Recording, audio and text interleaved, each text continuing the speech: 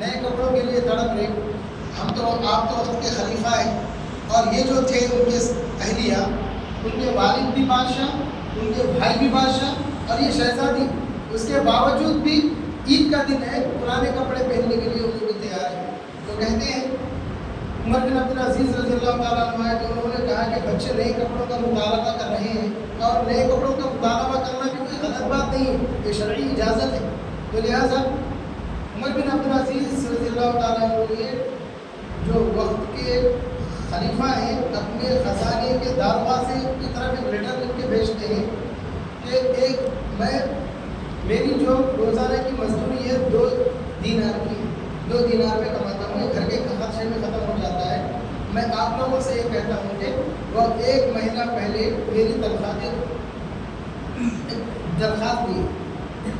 درخواست ان کے پاس پہنچی، وہ ٹریزر جس کو بولتے خزانچی، انہوں نے لیٹر لکھ کے بولے، جواب پیسے نہیں بھیجے، لیٹر لکھ کے بھیجے کہ بولے اے وقت کے خلیفہ، آپ 1 مہینہ پہلے تنخواہ پوچھ رہے ہیں، آپ ایک ضمانت لکھ کے دو کہ عمر بن عبدالعزیز 1 مہینے تک جینے والا ہے، زندہ رہنے والا ہے، کوئی ضمانت ہے تم زندہ رہنے والے ہیں.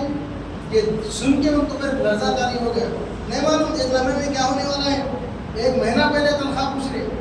تو ان کو یہ دیکھ کے ان کو کپکپائی شروع ہوئی اللہ کے بارگاہ میں.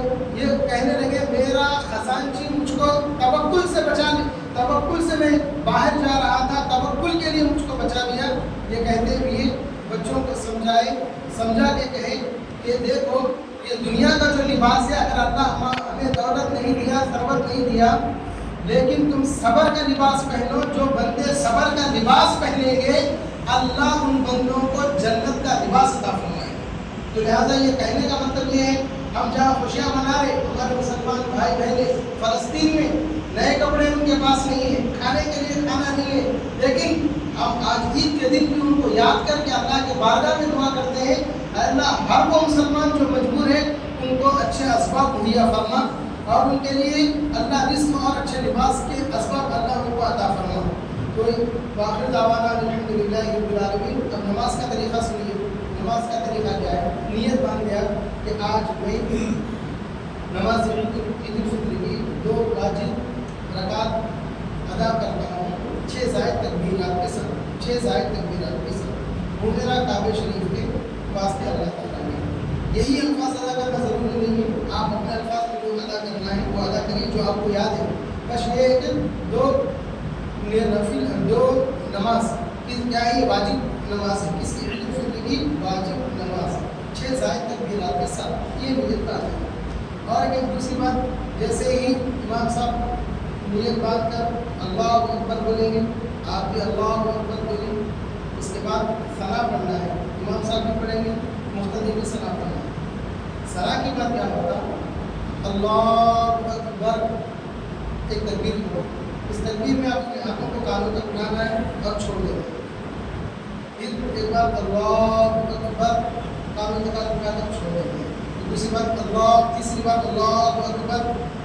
اس کے بعد آپ ہاتھ باندھنے کے بعد امام صاحب تعاوذ تسمیہ پڑھیں گے، سورہ فاتحہ پڑھیں گے، ضمہ سورہ پڑھیں گے. اس کے بعد رکوع میں جائیں گے، رکوع کی تسبیح پڑھنا ہے. رکوع سے اٹھنے کے بعد سجدے میں جانا ہے، سجدے کی تسبیح 2 سجدے کے بعد ہوں گے. پھر جب کھڑے ہوں گے امام صاحب تو اب کیا کریں گے؟ تو امام صاحب بسم اللہ پڑھتے ہوئے سورہ فاتحہ پڑھیں گے، ضمہ سورہ پڑھیں گے. رکوع میں جانے سے پہلے پھر اللہ اکبر امام صاحب کہیں. پہلے اس میں آپ کو کیا ہوتا؟ مغالطہ نہیں ہوتا، دوسرا اس میں جوڑا ہی ہوتا. بعض لوگ اللہ اکبر بولتے ہی دوسرے رکعت میں رکوع میں جاتے ہیں، رکوع میں نہیں جاتے. وہ 3 زائد تکبیرات آتی ہیں. تو رکوع میں جانے سے پہلے جب اللہ اکبر بولیں گے، اب کانوں تک ہاتھ اٹھانا، پھر چھوڑ دینا. دوسری بار تکبیر ہوگی، کانوں تک ہاتھ اٹھائیں چھوڑ دیں. تیسری بار تکبیر ہوگی، کانوں تک ہاتھ اٹھا کر چھوڑ دیں. چوتھی بار جب تکبیر ہوگی وہ رکوع کی تکبیر ہے. رکوع ادا کرنا ہے، اس کے بعد 2 سجدے آگے، اس کے بعد سلام دیں گے.